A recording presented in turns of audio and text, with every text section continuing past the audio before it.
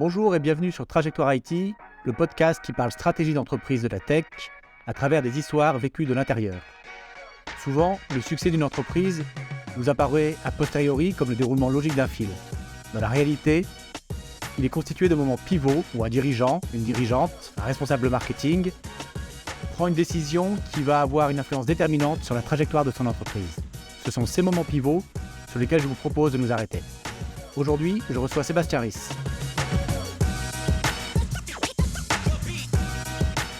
Sébastien, bonjour. Bonjour Thibaut.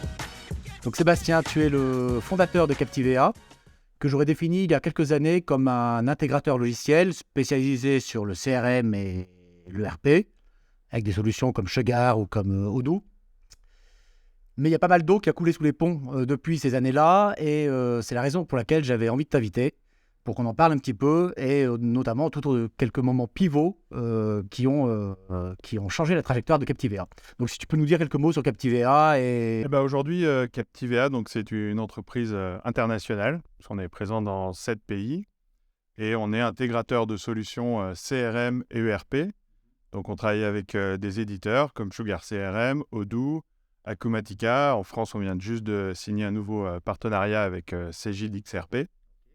Et donc on accompagne les PME, les PMI dans la mise en place de ces logiciels de gestion d'entreprise. Ok. Captivea, tu l'as créé en quelle année ? Créé en 2007. Ok, 2007, donc une croissance assez régulière pendant les 10 premières années, c'est ça ? Oui, les 10 premières années, on a démarré, on était 3 associés au départ, on s'est très vite retrouvés 2 associés, on a fait 10 ans ensemble avec mon associé, donc on a monté, on est vraiment parti de zéro, on est monté jusqu'à 15, jusqu'à 20 personnes, donc on était basé sur Chambéry et sur Grenoble et on accompagnait des entreprises au niveau France. Et tout de suite sur l'intégration logicielle ou plutôt sur du service informatique que tu proposais ? On a fait beaucoup de choses. On a comme vraiment démarré quand même sur l'intégration de logiciels CRM au départ. Ensuite, on a étendu sur la partie ERP. Mais entre-temps, on a fait plein de choses. Parce qu'on a fait de la messagerie d'entreprise, on a fait de la téléphonie, on a fait du développement sur mesure. On a essayé plein de choses. Voilà. Et pour finalement, vraiment aujourd'hui, se reconcentrer sur l'intégration de logiciels. Ok, d'accord, je ne savais pas tout ça. Voilà. Et ce qui est intéressant, c'est qu'en 2018, si je ne dis pas de bêtises, tout d'un coup, tu décides de partir aux États-Unis. Ouais, alors ça a même commencé un petit peu avant, parce que l'idée a commencé à germer en 2016. En fait, pour faire un petit peu d'historique, avant de créer la société Captivea, j'avais eu l'opportunité d'être expatrié en Tunisie pendant 2 ans. Et c'est une expérience que j'avais vraiment adorée. En tant que salarié ? En tant que salarié. À ce moment-là, j'étais salarié, ce n'était pas mon entreprise. Et c'était vraiment une expérience top, parce que ça m'a permis d'apprendre une nouvelle culture et d'avoir un nouveau regard sur moi-même, en fait. Je trouve que de connaître une culture, ça permet d'apprendre plus sur soi-même. Et donc, j'avais envie de partir dans un nouveau pays. J'avais envie de challenge.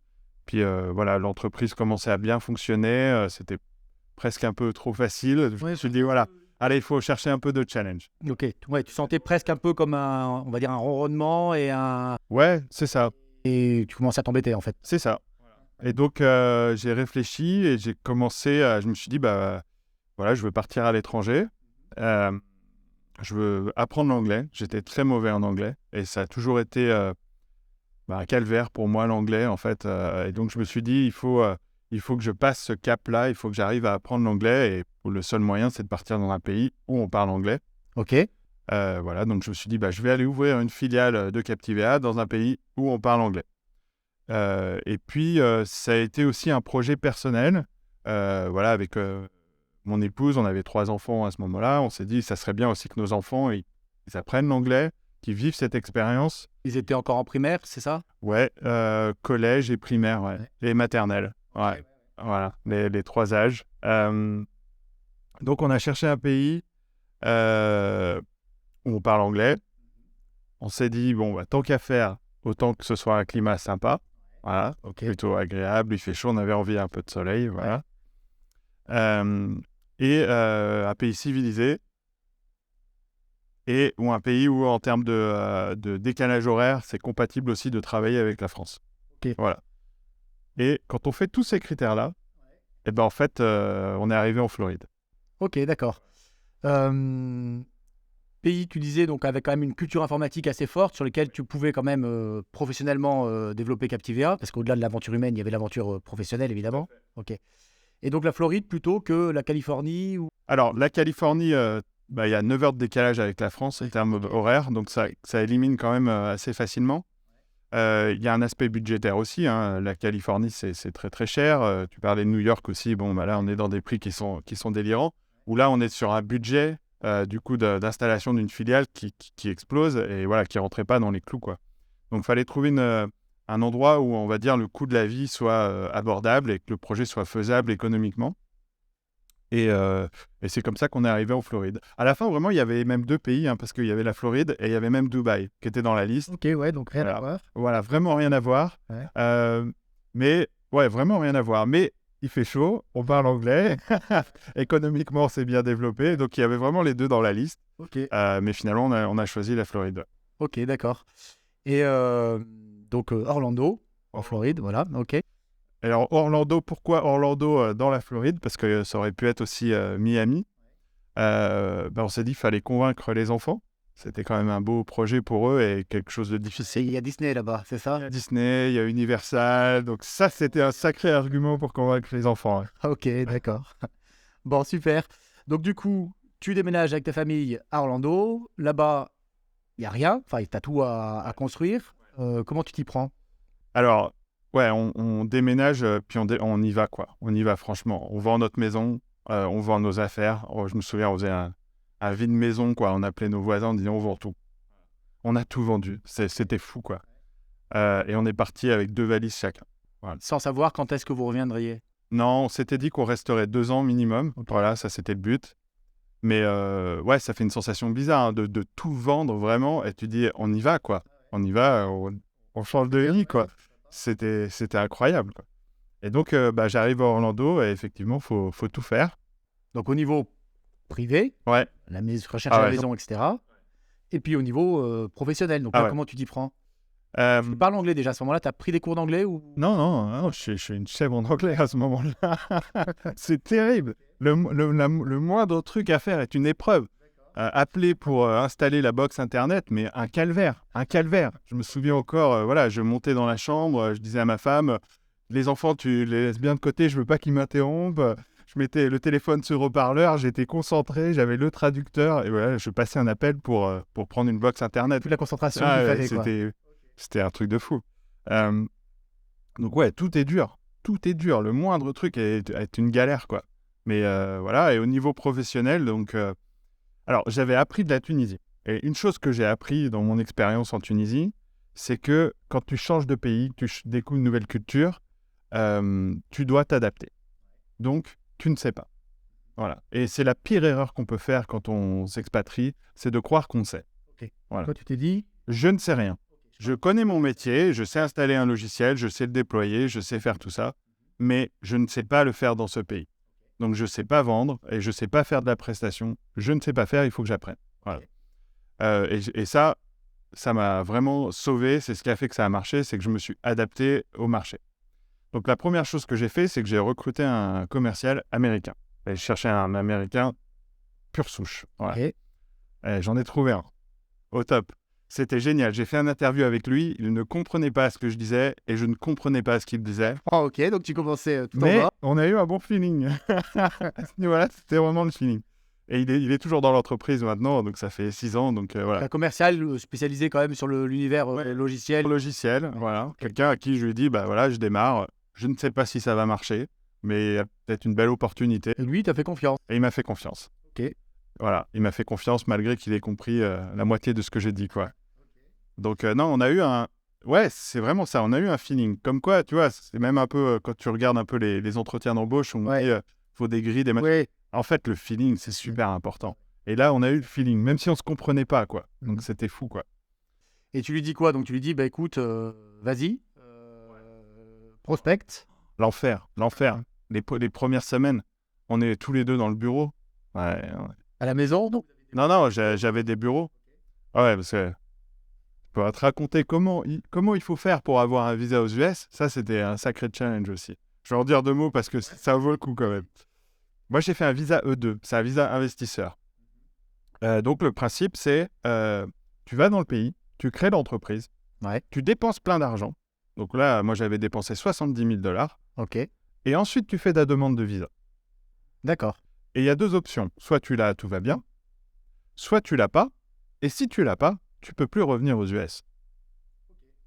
Parce que même si tu demandes un ESTA en disant bah, mon visa a été refusé, eh ben, il te donne pas ton ESTA. Donc tu peux pas revenir aux US. Donc il faut que tu envoies quelqu'un d'autre pour récupérer les trucs que tu as achetés. D'accord. Et il juge ça comment sur le potentiel de ton entreprise? Le potentiel Enfin, de l'entreprise, combien d'emplois tu vas créer, et tu vas rire, ton niveau d'anglais. D'accord. Donc là-dessus, tu ne partais pas favori. Ah mais dis-toi que j'ai appris mes phrases que je devais dire à l'ambassade par cœur. J'ai pris un coach en anglais, il m'a fait répéter toutes les questions typiques qu'on a à l'ambassade, il me les a fait répéter et je les ai apprises en anglais avec le bon accent. Je ne savais même pas ce que je disais, Ah ouais, d'accord. En phonétique. en phonétique. J'avais un accent parfait et tout, mais s'il me posait une question de travers, j'étais foutu. Voilà. Donc ça a été beaucoup de pression, quoi. Voilà. Bon, heureusement, j'ai eu le visa. Et donc, quand on est arrivé, j'avais déjà pris des bureaux Ok. que j'avais payés pour 1 an. Tu vois, j'avais un comptable que j'avais payé pour 1 an. Donc l'argent que tu as dépensé, les 70 000 euros dont tu parles, c'était essentiellement pour de l'achat immobilier. C'était pas encore de la publicité ou... Non, j'avais acheté les bureaux, j'avais payé mon comptable en avance, j'avais acheté des PC, des bureaux D'accord, physiques, ouais, des matériels. un maximum, une voiture, tout ce que je pouvais pour claquer de l'argent. Voilà. Ok. Et dans notre métier, en plus, souvent, on n'a pas besoin de grand-chose. Donc là, il fallait presque se creuser la tête pour où est-ce que je peux dépenser de l'argent, quoi. Bon, on trouve. Donc du coup, tu crées Captivea Orlando, Captivea Floride, Et on démarre la prospection. et vous démarrez la prospection. Et là, ça va assez vite quand même. Ça va assez vite. Ouais, les premiers mois, c'était dur, hein. On était prospection dans le dur, quoi. Ouais. Téléprospection, on faisait un peu de AdWords. Voilà, même moi, je faisais de la téléprospection, je comprenais rien à ce qu'ils me disaient, c'était l'enfer.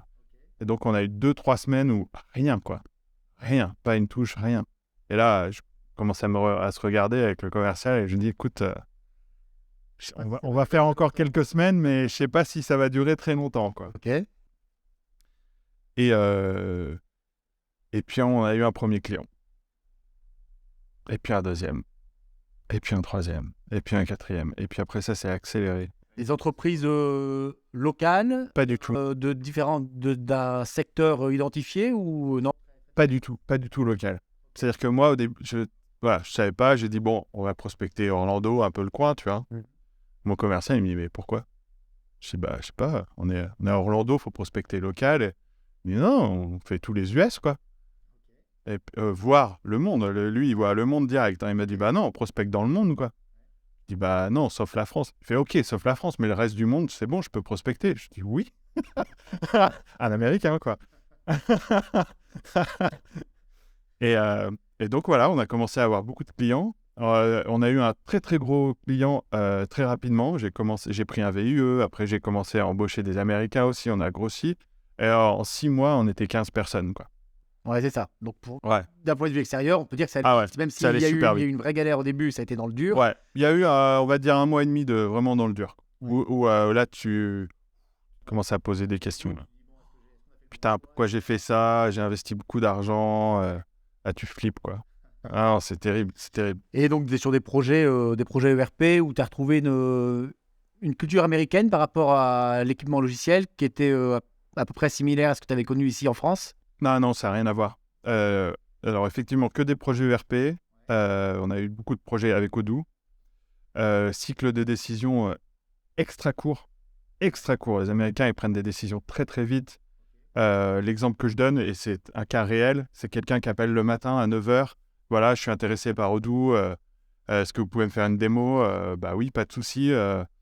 Est-ce que à 10h30, c'est bon pour vous le temps qu'on prépare la démo? Oui, à 10h30, boum, je fais la démo. Le commercial, il m'a calé la démo.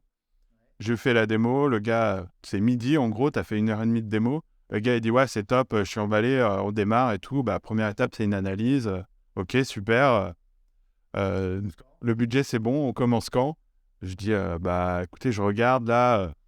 On n'avait rien. Je regarde, on est vraiment super booké en ce moment. Écoutez, je pense que demain, on doit pouvoir démarrer, quoi. ça m'embête. Franchement, j'ai envie de partir avec vous, mais est-ce qu'on peut démarrer cet après-midi? Alors ça, en France, Incroyable. méfie. Tu te dis, c'est Ah non, quoi, mais c'est aux quoi cette US, c'est courant. entreprise? Et aux États-Unis, c'est courant. D'accord. C'est court. Et donc, à 14 heures, on démarre l'analyse. Il a appelé à 9 heures. À 14 heures, le projet démarre. Et ça arrive aux US. Et je te parle d'une boîte de 50 personnes. Enfin, là où des fois, en France, les décisions, elles prennent un an, quoi. Ouais, c'est ça. Donc 6 mois, 15 clients, ok. On imagine ça peut-être plus difficile en 15 France si ça avait été le collaborateurs. cas. 15 collaborateurs, pardon, ouais. Et puis donc ça continue ensuite à grossir et à un moment donné, ça devient quasiment ce que tu as à Orlando est quasiment la même taille que ce que tu as à Chambéry. En gros, au bout de 2 ans, on arrive à... Enfin, même pas 2 ans, 1 an et demi, on est 20 personnes. On a une centaine de clients. Très difficile à gérer parce que quand tu as une croissance aussi forte, en fait, c'est dur d'intégrer les ressources et de les former. Voilà. Et j'avais pas de senior. Voilà. Les ressources techniques, tu veux dire. Ouais, les ressources sur le... Tu fais un peu travailler tes équipes françaises du coup au Ouais, début. tout à fait. Ouais. J'ai délégué pas mal de choses en France. Mais voilà, c'était dur de les former, d'acquérir de la compétence. Et quand tu as plein de projets, à un moment donné, tu peux plus superviser tous les projets toi-même. Donc, tu es obligé de faire confiance à des gens qui, des fois, avaient un niveau limite. Donc ça a été dur. Et moi, j'étais sur tous les fronts, j'ai pas arrêté, quoi. Et globalement, ça s'est bien passé. On a réussi, je pense, à garder tous nos clients. Voilà, on a réussi à délivrer une bonne qualité de service. Moi, ça me tenait à cœur et voilà. Donc, mais pour moi, c'était l'enfer parce que je devais être partout, quoi. Ouais, c'est ça. Donc tu arrives à conquérir la Floride et les États-Unis, on va dire. Tu as 2 boîtes quasiment similaires parce qu'elles étaient juridiquement séparées. Oui. Une à Chambéry qui continue à tourner, où tu as mis quelqu'un en place qui peut gérer, on va dire, le récurrent. Une histoire aussi, Ouais. Chambéry.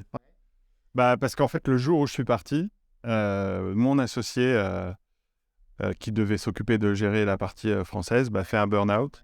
Voilà. Donc vraiment KO, terminé, fini, démission de la gérance Ok, ça c'est au moment où tu pars. au moment où je pars. Donc je me retrouve aux US, j'ai tout à créer et il n'y a plus de dirigeants en France. Donc là, à ce moment-là, j'avais quand même un middle management, j'avais un directeur commercial, un directeur de prod, et je leur dis, les gars, faut gérer, quoi. Voilà. Pas le choix, quoi. Donc ils gèrent, mais ils te sollicitent quand même beaucoup. Donc tu dois quand même garder un œil sur Chambéry, sur la France. Ouais, puis c'était pas... À la limite, ça aurait été organisé en avance, ça aurait pu fonctionner mieux, tu vois. Ouais. Mais là, comme c'était précipité, ça a été difficile, ouais. Ouais. Et aux États-Unis, tu commences à mettre aussi un middle management il y a quelque chose qui se met un petit peu en place, qui te permet quand même de prendre un peu de recul. Ouais, tout à fait, ouais. Non, j'ai des gens, le directeur commercial qui est toujours là, qui est vraiment quelqu'un de super, de confiance pour moi. Un Américain. Un Américain. J'ai embauché quelqu'un il a été directeur de prod, puis CEO, puis là, il est à nouveau directeur de prod, un Américain aussi, voilà, avec qui, quelqu'un de confiance aussi, et ça se passe très bien. C'est vraiment les 2 personnes aujourd'hui qui gèrent la structure principalement. Ok. Donc on arrive à peu près en 2020, c'est ça, Ouais. plus ou moins au moment du Covid. Tu te retrouves donc avec 2 boîtes, Ouais. une en France qui font le même métier, mais de cultures assez différentes, si j'ai bien compris, on va y revenir. Une en France, une aux États-Unis. Et là, tu te dis, qu'est-ce que je fais de tout ça maintenant? Ouais, exactement. Je reviens en France au moment du confinement, 2020. On prend l'avion, l'aéroport est vide, personne. À l'aéroport d'Atlanta, on était 10 personnes dans l'aéroport, c'était hallucinant. Donc voilà, je reviens en France. Et effectivement, là, gros questionnement. Qu'est-ce que je fais de tout ça, quoi? Parce qu'en fait, je me suis retrouvé avec Captivia US et Captivia France, qui étaient 2 entités complètement séparées. C'est-à-dire qu'il y avait très très peu de collaboration, pas la même manière de fonctionner, pas la même manière de vendre, pas le même état d'esprit, parce que comme je suis parti et que mon associé est parti, on avait perdu un peu cet état d'esprit. Alors les 2 nouveaux avaient créé quelque chose aussi, mais c'était différent. Donc, Vous étiez sur les mêmes prestations d'intégration, ouais, mais globalement à peu près des mêmes logiciels. c'était 2 entreprises mais 2 différentes. entreprises complètement Voilà. différentes, ok, et de taille à peu près équivalente. Voilà. 30 personnes. Ouais, je sais c'est ça. Et là, je me dis, bah, qu'est-ce que je fais de tout ça, quoi. En fait, il y a... c'est aussi, j'ai découvert un peu tardivement Simon Sinek, voilà, je ne sais pas si tu connais, mais qui a une super conférence TED, le pourquoi, voilà. Et donc, cette question arrive, quoi. Pourquoi? Pourquoi je fais ça, quoi? Mais c'est terrible comme question. Que si, voilà, s'il y en a qui se posent cette question, mais pourquoi je fais ça, en fait? Voilà. Et donc, je prends du temps pour réfléchir à pourquoi je fais ça. Et ça dure 6 mois, quoi, avant que je trouve la réponse, quoi. Et là, il faut imaginer, hein, je suis en télétravail à la maison, confinement. Donc, questionnement à la fois presque personnel, Ah ouais, presque de personnel. Ah, sens de ta vie, 100%. quoi. Ah ouais, sens de ta vie. Ah, mais complètement. Mais qu'est-ce que je fais là, quoi? Ah, mais vraiment, c'est une question. Là, tu as une illumination, comment ça se passe? Non, c'est du temps, hein, beaucoup de travail, beaucoup de questionnements sur moi-même. Voilà. Et j'en ai ressorti 2 choses, en fait, de ça. La première, c'est que ce qui m'anime, ce qui vraiment me passionne, c'est la diversité culturelle. C'est ce que j'avais expérimenté en Tunisie, c'est ce que j'ai expérimenté aux États-Unis.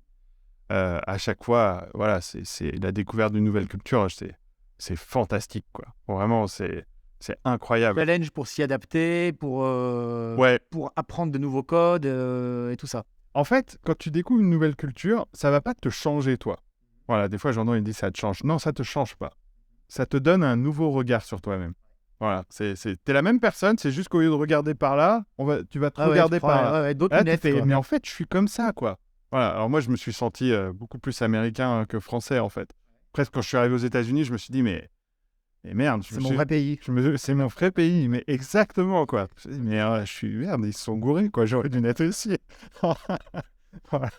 Donc voilà, ce côté diversité culturelle, je me suis dit, ça me passionne. Donc c'est vraiment ce que je veux faire comme point important de Captivia. Et le deuxième point, c'est les technologies. Moi, j'ai toujours aimé les technologies. Voilà, je crois dans les technologies. Je suis persuadé que... aujourd'hui, il y a plein déjà de bonnes technologies qui existent sur le marché, comme les logiciels qu'on propose. Et je vois encore des entreprises de 50, 100 personnes avec des fichiers Excel. Voilà. Ou du papier. Des fois, fichier Excel, on est déjà à une bonne étape, quoi. Non, mais des fois, il y a encore du papier. Il y a plein d'entreprises, il y a encore beaucoup de papier. Donc voilà, donc je crois dans ces technologies. Je pense que c'est important d'amener ces technologies aux entreprises, de leur permettre de grandir, de recruter, etc. Mais de manière générale, je crois dans les technologies. Je pense que tous les problèmes majeurs de Une grande partie l'humanité... vont être résolus, on est d'accord. Exactement. Ouais. Voilà, on va pas philosopher là-dessus, mais voilà, si on parle C'est l'optimisme quand même de l'entrepreneur aussi, qui est de voir plutôt l'avenir de façon assez sereine, en sachant qu'il va y avoir des difficultés qui vont se poser, mais en se disant on va trouver des solutions. Et la technologie, elle est là aussi pour amener des solutions et mieux fonctionner. En fait, je pense même qu'on n'a pas le choix, en fait. C'est-à-dire que pour moi, la réponse aux problèmes qu'on a aujourd'hui dans l'humanité, ils sont pas derrière nous, quoi. C'est pas possible. Et de toute façon, on ne pourra pas arrêter, quoi. Donc c'est devant. Donc il faut y aller, quoi. Donc du coup, ok, donc techno, donc aller plus loin, peut-être découvrir des nouvelles techno, etc. Et essayer de transformer les entreprises. Et puis, nouvelle culture. Donc tu dis, France, États-Unis, qu'est-ce que je vais faire? C'est ça. Voilà. Donc première chose importante, c'était de dire, déjà, il faut que l'entreprise soit une entreprise. Voilà. Donc j'ai travaillé ça, ce qui m'a donné une vision que j'ai partagée déjà à tout le monde au niveau du groupe, en disant, voilà, notre but, c'est d'aider les organisations à se préparer au monde de demain. Ouais. Donc, on n'est plus 2 entreprises, une en France, une à Orlando. On est un groupe. On est un groupe. On a une plateforme de marque, on a des valeurs et on y va. Exactement. Ok. Voilà. Ce qui a vraiment bien marché. Bon, c'était une période difficile, Covid, etc. Il y a eu beaucoup de chamboulements au niveau RH et beaucoup de départs. Et donc, en France et aux US, en fait, c'est une nouvelle boîte qui est apparue à ce moment-là. C'est vraiment une nouvelle boîte parce que... Tu arrives à engager tes salariés dans le projet, il n'y a pas trop de résistance, de frein culturel ou de... En fait, quand tu changes une entreprise, quand tu fais des changements importants, il y a un certain nombre de collaborateurs que tu emmènes avec toi. Et il y en a d'autres, ça ne va pas leur correspondre. Et c'est pas grave. Parce que eux, ils sont venus par rapport à une vision, un projet que tu leur as vendu au moment où tu les as recrutés. Si ça change, peut-être qu'à un moment donné, ça correspond plus à ce qu'ils veulent. Et c'est pas grave. Dans ce cas-là, ils changent, tu vois. Donc, mais par contre, ce qui est important, c'est en tant qu'entrepreneur, c'est de bien communiquer ça et que ce soit clair. Et donc, à un moment donné, j'ai communiqué ça et j'ai dit à tout le monde, voilà, ça, c'est le nouvel axe, c'est notre nouvelle manière de nouveau travailler. projet. Voilà, c'est notre projet, voilà c'est notre où on manière de va. travailler. On va faire comme ça, on va faire comme ça. En essayant de convaincre un maximum de personnes. Ok. Il y en a qui ont été convaincus, qui sont restés. Et il y en a qui ont dit, non, c'est pas mon délire. Bah, pas de souci, Et on puis va tu as trouver. attiré de nouvelles personnes. Et qui on a ont été attiré des emballées par nouvelles le projet, personnes. etc. Exactement. Ok. Et du coup, Chambéry, Orlando. Donc ensuite, il y a eu Inde. l'Inde, d'accord. Ok. Voilà, donc tout à distance, par réseau. On me dit, bah tiens, il y a quelqu'un qui était aux États-Unis, qui rentre en Inde, qui connaît très bien Odoo. Il aimerait bien travailler pour un partenaire qui est présent aux US et en France. Ça t'intéresse? Oui. Et puis tu t'arrêtes pas là. Après l'Inde, donc il y a... Après l'Inde, on a fait le Luxembourg. Ouais. Ok. Ensuite, cette année, on a ouvert le Canada et Singapour. Montréal et Singapour. Ouais. Ok. Et ça, c'est juste cette année. Et Donc là, Captivea, c'est une centaine de on est collaborateurs 100 collaborateurs aujourd'hui, ouais. sur les 5 continents. C'est ça. Oui, parce qu'il y a Madagascar aussi qui va ouvrir Oui, il y a cette l'Afrique, année. voilà, et avec Madagascar. Ouais, Ouais. c'est ça. Ok. Et puis tu vas pas t'arrêter là. Comment tu vois la suite du coup pour Mon objectif aujourd'hui, on est 100 personnes. Le plan, la vision, l'objectif que j'ai donné au niveau du groupe, c'est de passer à 1000 personnes dans 5 ans. Donc c'est pas mal. Du x10 en 5 ans, c'est... Surtout qu'on est déjà 100, ouais. Voilà, c'est une grosse ambition. Alors, je suis toujours quelqu'un qui a des grosses ambitions. Et j'espère qu'on va l'atteindre, évidemment. Et donc, pour ça, on est en train de s'organiser. Madagascar, ça fait partie aussi de notre stratégie. Puisqu'on est en train de... pour faire arriver à 1000 personnes, il faut qu'on fasse 60% de croissance par an. Ouais, c'est ambitieux. Voilà, c'est ambitieux. On en fait 40% aujourd'hui. Ok. Donc, il y a 20% à aller chercher. Il faut donc 60 personnes à recruter, 60 personnes à former et 60 personnes qui soient capables de délivrer de la qualité pour nos clients. Donc, à former et à suivre dans le temps, à encadrer en termes de management.